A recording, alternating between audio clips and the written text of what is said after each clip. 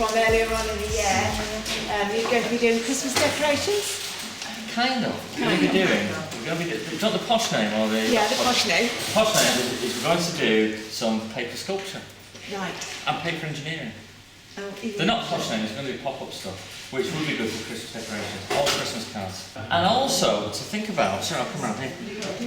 And also to think about how to use this in a kind of a illustrative sense, because it's a great way for making art, and that could be a way to use in books.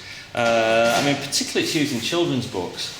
For me, it's one of those that falls in the category of too good for kids, a lot of it. I him was when he was a child, and his teacher, and he's an American, so in school in America, he was being shown how to do pop-ups. And the teacher was saying, as teachers do to kind of encourage him, you could do a pop-up of anything. And he said, could you do a tornado? And and the teacher thought for a minute and said, no. I said, well, you said we could do anything. How I can't. And it stayed with him of how could you do a tornado?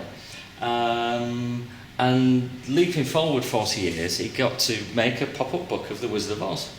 And there's a tornado in it. And he made it, and it pops up and it works.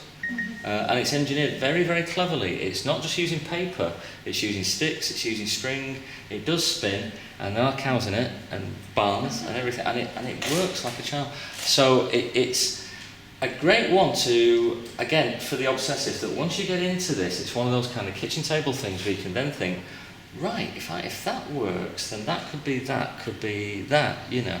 And you can do some really impressive stuff with some very simple techniques.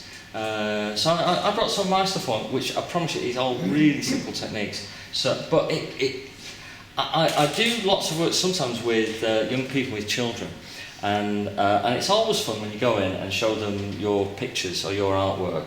And if they like it, they tend to say, "You didn't do that," or "You've bought that," and you know you've done a good one there, you know. But when you show them a pop-up thing, it's like a magic trick. Because they don't think it's going to be, they just think it's going to be a picture. But when you get something like this and you open it up and you go, oh, wow. Yeah, exactly. And they go, how does that work? How does that go? And how it works is actually very, very simple. Sorry, can you see that?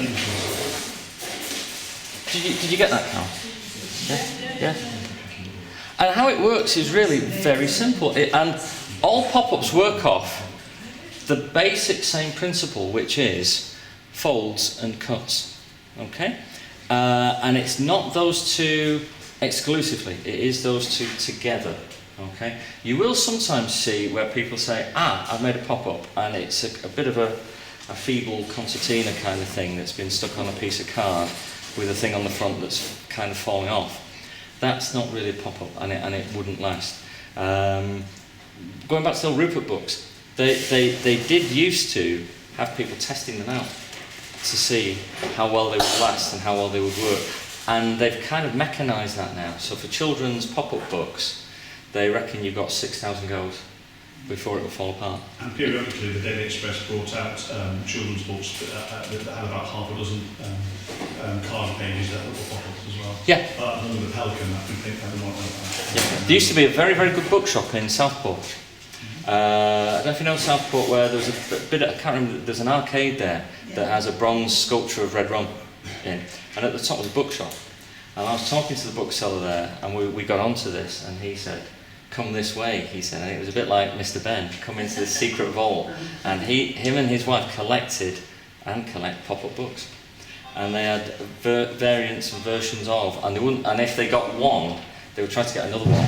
So that there was one that they would open and play with and have a look at, and another one that never got opened, just in case. Yeah, I think it's Lord Street, isn't it? It's an arcade of Lord Street. Yeah. Yes. Yeah. I think the bookshop's gone. Yeah, I think it has. Yeah. But anyway, but things like this, and also things like, again, exactly the same principle is doing stuff like this. Like this. Okay. I've got one actually, which is 12 Days of Christmas. Yeah. And you open that up and all the things for the Christmas things come out. Yeah. My daughter bought it years ago. Yeah. I mean, with this, how it works is it's a series of bars, that are cut in at different heights and different lengths, and you work out the composition of who's going to go where, and which characters you would want in the foreground, which characters you want in the background, and then exactly which bits you would need to cut to measure that so that they would come out in a certain way.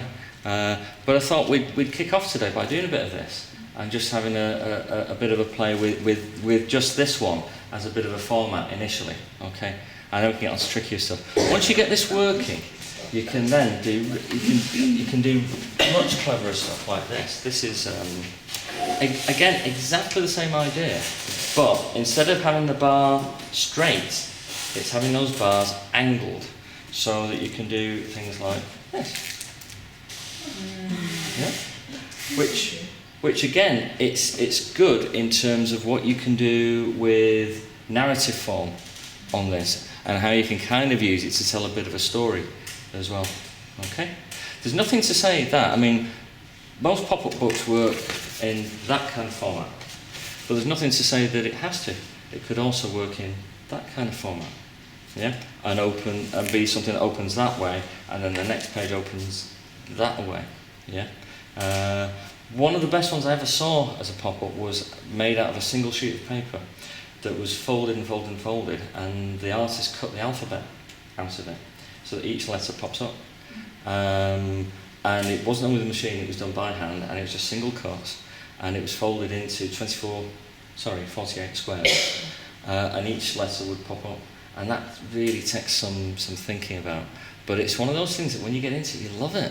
Because then it's kind of, how's that going to work? You know, what can I do with that? But anyway, so how it would go is if you, have you come armed with lots of paper?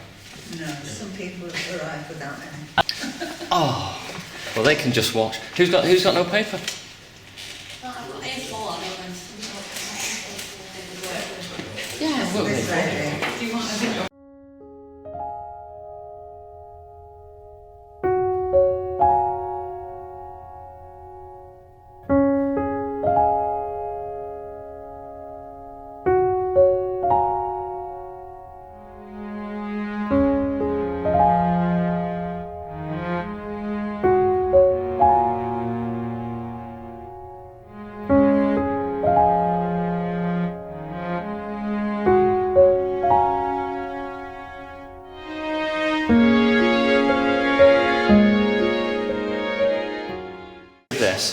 So it's important to make the fold as sharp as you can. So the way to fold it is, if you sort of think about your paper a bit like if you're going to fold a blanket. That's a tricky way to fold it that way. That's hard that way. The easy way is this. If you just get your paper and let it bend on the table in front of you, and then you can get your corners matched up and have your edge, and then you have your open bit. Okay? So, what you can then do is, and you don't need to measure this, we're just going to have some fun with this one, we'll get into the serious stuff later, but if I put a cut in the middle of this now, so if I make a cut there, now... On the folded head? On the folded edge. If I cut past halfway there, then it will stick out at the end. Okay? So it's if you mind the pop-up thing sticking out at the end. Yeah? If you don't want it to stick out at the end, then don't go over halfway. Okay? Don't go over halfway. Although, what I've done with some of mine is, I've clearly gone over halfway. So what I've then done is, I've made a background, or put a border on, that covers the bits that would stick out further, really. So if you... You don't want it in the middle, so over to the side? Yeah, well, it can go any way you would like. So if we just cut, if I just make a cut. So, in terms of something dead easy, what you could do now is, if you're thinking of a Christmas decoration or a Christmas card, you could do something like that. Yeah? There's a few stages in between, like, you know, but you could do something like that, where you're basically having those illustrations, or, so what we now have is something where, if you open this, hiya. Hey, can I sit in? Oh, I don't know, it's up to the boss, Janet, can you sit in? I'm not the boss. You know me. we've got to find you a seat.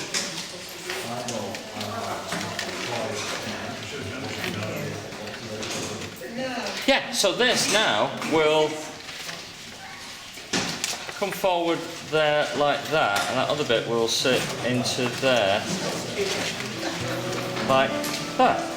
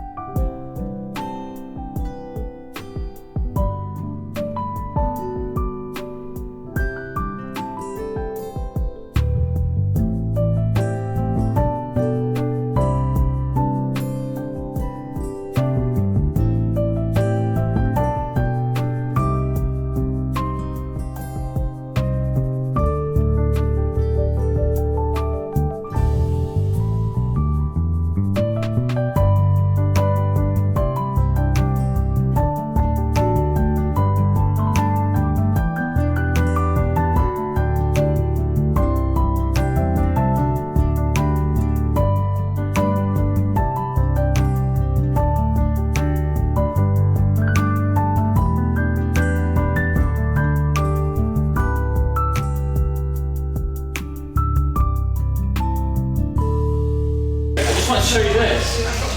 Have you got one of these? This is by Robert Sabuda. As I say, his pop-up stuff is incredible.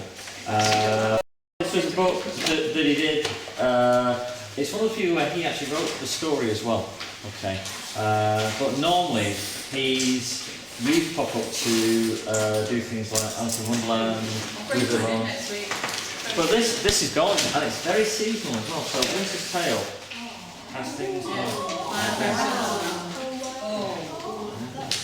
and also has bits that will fold out the side. But again, this is using those techniques that we've used today. Yeah. Okay, of hinges. Yeah. But in this format. Yeah. So it could be something in nature, it could be something to do with birds or animals or fish, it could be something from a story. And then next week, hopefully I'll get the opportunity to get around everybody and maybe do some individual stuff and support you with how to do that. But yeah, I mean again, Janet, thanks for asking me back. You're very welcome. Hope you've enjoyed it this afternoon, and we'll see most of you next week.